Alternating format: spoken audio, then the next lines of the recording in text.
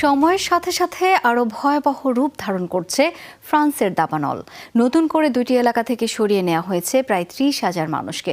শুধুমাত্র বর্দ অঞ্চলেই পুড়ে গেছে 3,000 হেক্টরের বেশি এলাকা।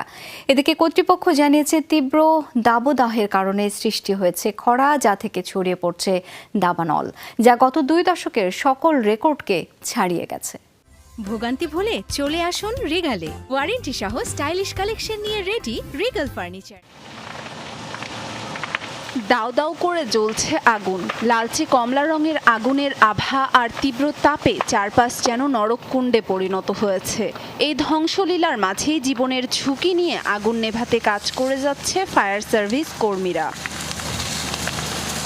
স্পেনের পাশাপাশি দাবানল ভয়াবহ রূপ নিয়েছে ফ্রান্সেও। দেশটির দক্ষিণ পশ্চিমাঞ্চল জুড়ে চলছে আগুনের তাণ্ডব। এর মধ্যে পরিস্থিতির সবচেয়ে অবনতি হয়েছে লা কেফের এলাকায়। এলাকাটি ছাড়তে বাধ্য হয়েছে প্রায় 10,000 পর্যটক সহ স্থানীয় মানুষ। বালিয়াড়ি, সাইকেল চালানোর সুন্দর পথ ও ঝিনুকের জন্য বিখ্যাত এই শহর অবসর সময় কাটানোর জন্য ফ্রান্সের তারকাদের কাছে জনপ্রিয় স্থান এটি।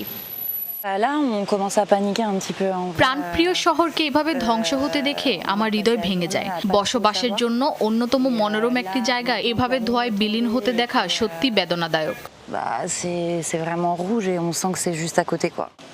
আগুনটি খুব দ্রুত গতিতে ঘন পাইন গাছের বনে ছড়িয়ে পড়ে। আরকাচন উপসাগরীয় এলাকায় পুড়ে যায় 8,500 একর ভূমি। ধ্বংস হয়ে গেছে 3টি বাড়ি ও একটি ক্যারাভান। মে মাস থেকে পরপর 3টি তাপপ্রবাহে নদীনালা শুকিয়ে দাবানলের প্রকোপ বাড়িয়ে দিয়েছে। মাসের শুরুতেও বিখ্যাত ফন্টেনব্লু বনের 10 ভাগ এলাকা ক্ষতিগ্রস্ত হয়েছে। উত্তরের অঞ্চলগুলোতে এই ধরনের অগ্নিকাণ্ডের ঘটনা বিরল।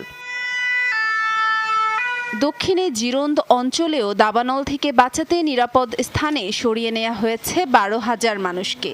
আরও প্রায় 9,000 মানুষকে স্থানান্তরের কাজ এখনও চলমান। বর্দোতে দাবানলে পুড়ে ছাই হয়ে গেছে 3,100 হেক্টর জমি। স্থানান্তর করা হয়েছে 20,000 মানুষকে। বিষয়টি উদ্বেগজনক। আমাদের পুরো এলাকা পড়ে ছাই হয়ে গেছে। বাড়িঘর ছেড়ে এসেছি, জানি না এখন আমরা নিরাপদ কিনা। শুধু ধৈর্য সহকারে পরিস্থিতির মুখোমুখি হচ্ছি। ইউরোপে দাবানল নতুন কোনো ঘটনা নয়, তবে এবছরের মতো ধ্বংসলীলা আগে খুব একটা দেখা যায়নি অঞ্চলটিতে। আয়েশা রেজওয়ানা, যমুনা নিউজ।